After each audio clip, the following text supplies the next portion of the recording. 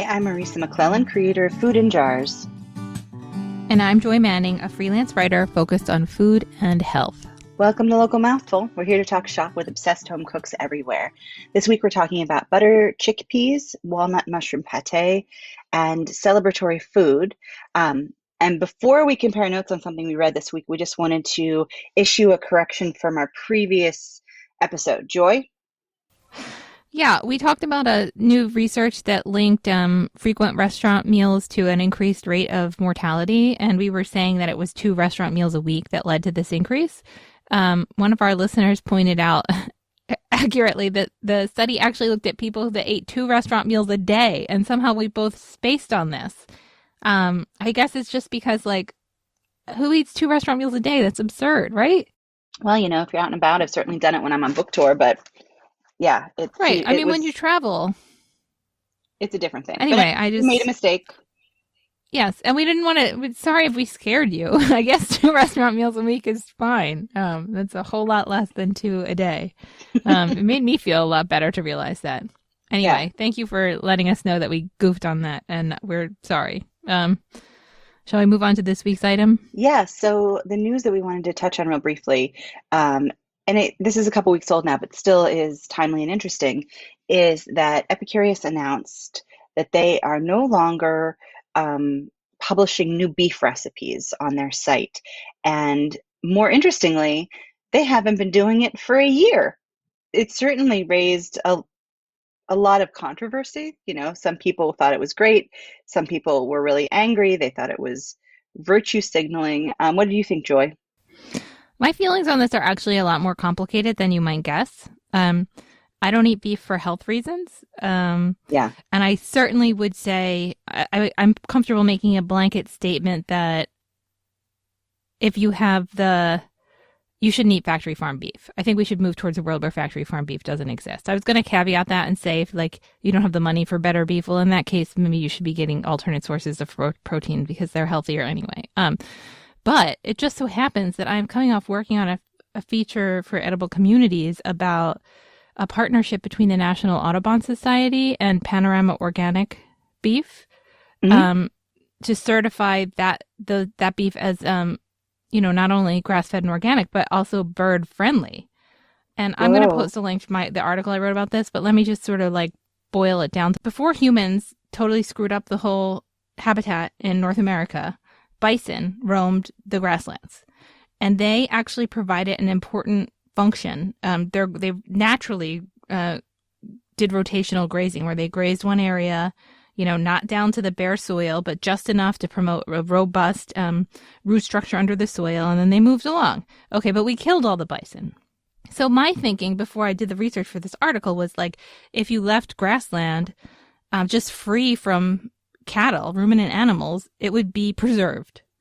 But the fact is that the rotational grazing provides a vital function in that ecosystem, and without rotational grazing, we lose species. And regenerative, responsible ranching actually not only promotes biodiversity, but it sequesters more carbon than nothing because of the way when the cows chew the grass down just the right amount, it really fosters this incredibly robust root structure under the surface, which is where we get our carbon sequestration from. Okay, so now I think that 99% of beef eaten in America is factory farm beef. So I can completely understand this approach that Epicurious took. But the reality of the issue is there's a lot of nuance that was missed, I think. It makes me think, too, of that story you did years ago with Sue Miller and veal, because veal becomes a byproduct. If you want to eat dairy and cheese, you're also going to have, you need to have some meat production as part of that as well. And so it definitely got me thinking about, those aspects of, it's like if you're cutting out beef, you've really also got to think about cutting out all dairy products because, it's like it's all part of a cycle in the system. That's a good point that maybe, but the idea of Epicurious not publishing new cheese recipes is like so unthinkable. We may be able to give or take beef largely, but like America loves its cheese.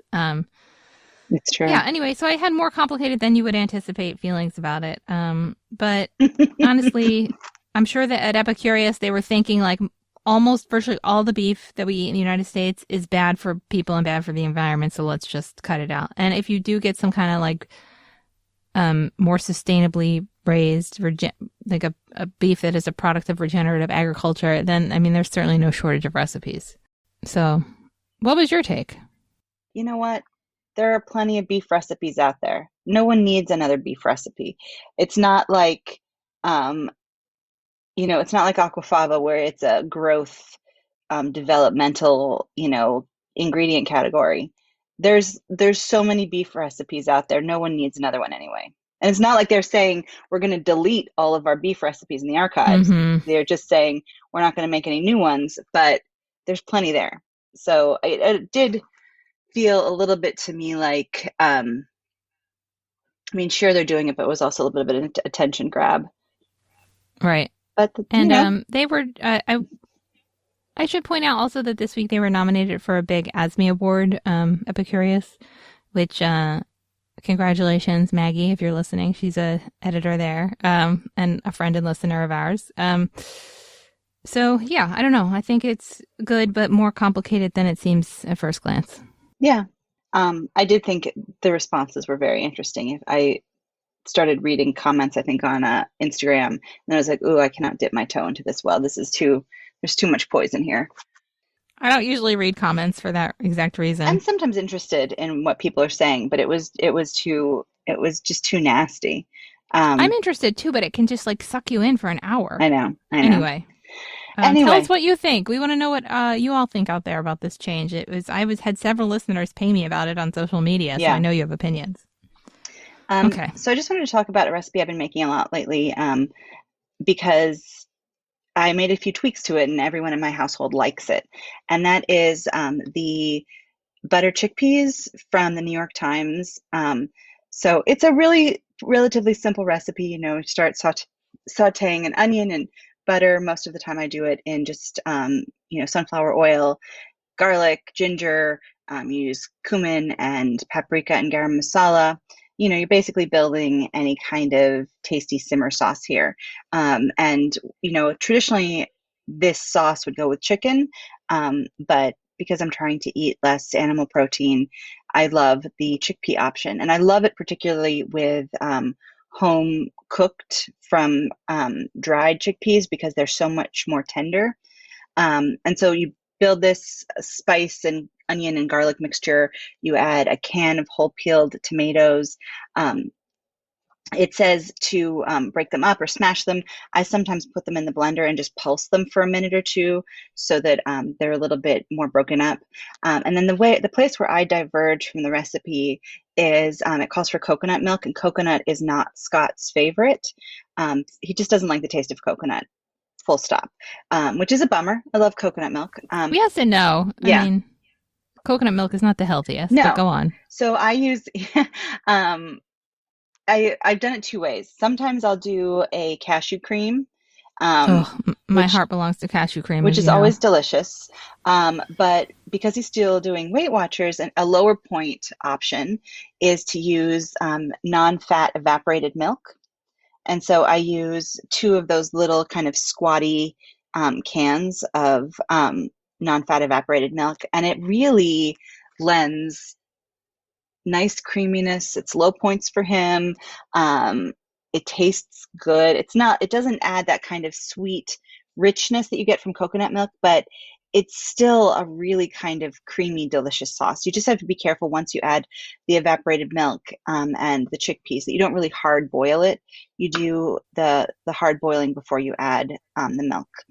And then, Why does the evaporated milk curdle? it doesn't really curdle, but it just kind of it gets a slightly funny texture sometimes Hmm. if you boil it too hard. But yeah, I love it. It's so delicious. The other thing I will do sometimes to kind of make it more of a complete meal to me is I will wilt in a bunch of baby spinach. Um, because then I feel like I'm getting a green vegetable. It's got protein, it's got the tomato. Eating it over rice, you get that complete protein with the chickpea and the rice. Yeah, it's really good. I have three things to say about this. Yeah. One is if I didn't already have a chickpea lunch on deck, I would be making this for dinner. It sounds incredible. Not, I have been known to eat chickpeas 2 times in one day, but I try to have variety in my diet. Point number 2. Yeah. Gold star for Scott for hanging in with Weight Watchers, which I'm sure, like, I think the problem with Weight Watchers is people stop doing it, but Scott seems to be like committed for life. He is. He definitely feels like it is the only way that he has ever found for him to control his weight. And even if he doesn't do it perfectly all the time, it's always a thing that he can come back to kind of get back on track. I just want to give him a gold star for that. I have in my life tried Weight Watchers, and I have my typical joy problem of like only being able to do it 2 ways, which is perfect adherence or not at all. Yeah. So I'm really glad to hear that that's working for Scott. And the third thing I wanted to say is we talked a little bit about coconut milk not being the healthiest. Yeah. You know, I have this new doctor who like specializes in prevention and heart health and stuff. Mm-hmm.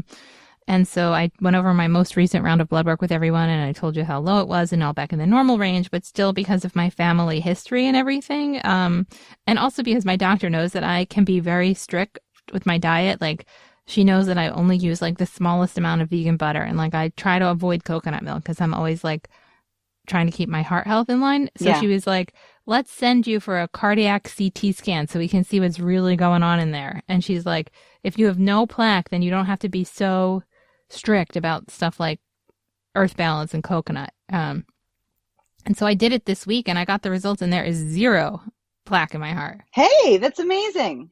Yeah. And so like I would not hesitate to make this with coconut milk when I did it. Awesome. So anyway, I just thought I'd say that.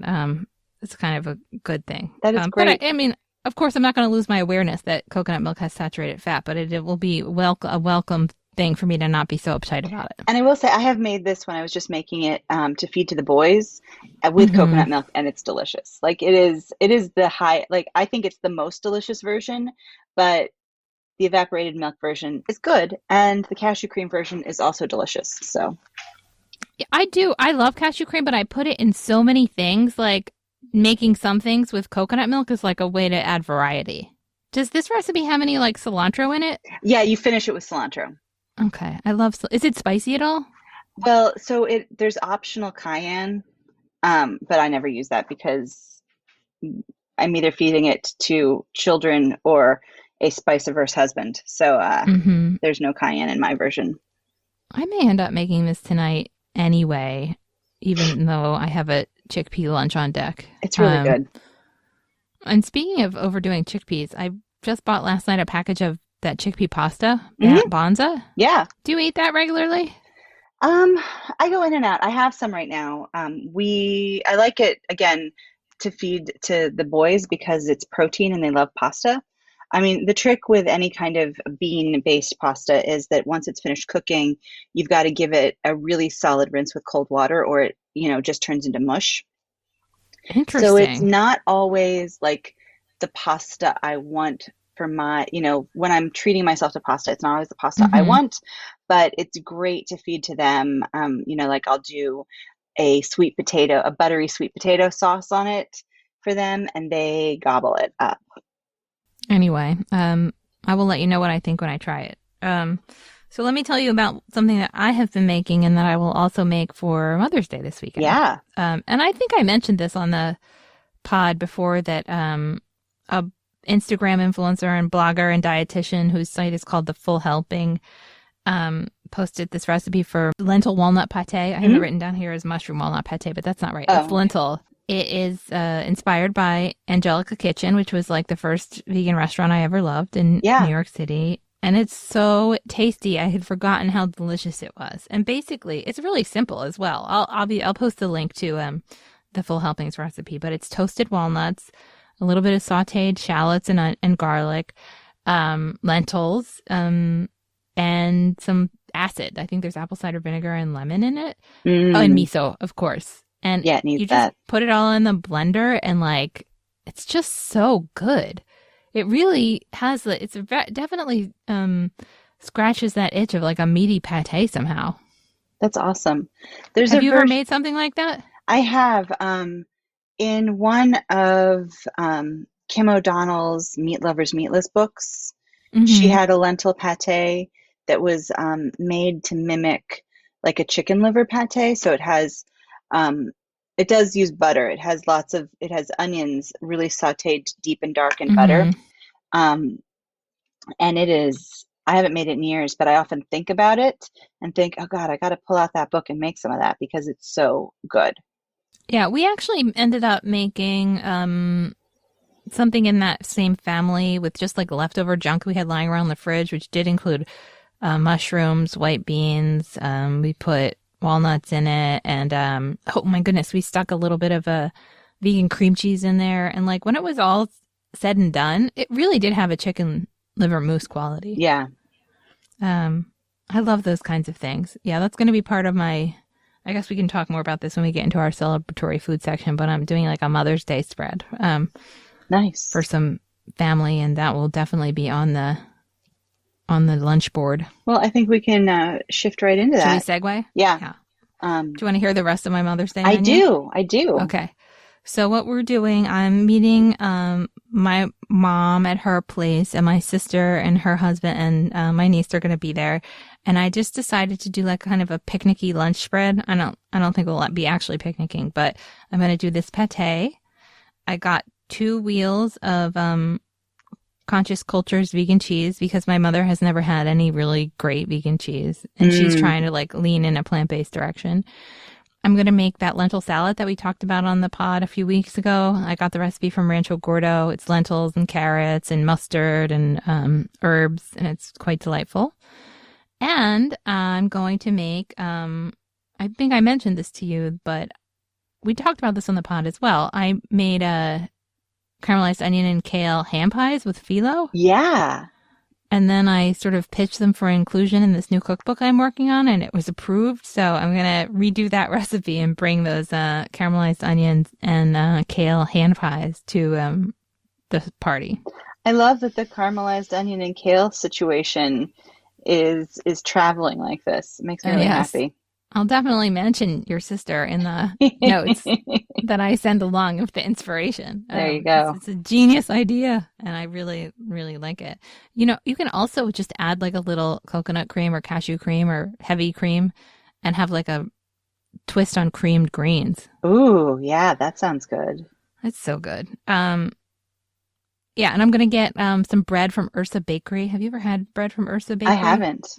Ooh, she used to be in-house at Vetri, the baker. Her name is slipping my mind, but she uses all freshly milled local grains, and her baguettes are to die for. Sounds good. So that's Mother's Day. What are you doing for Mother's Day? Well, because my sister was in town. I don't think we talked about this.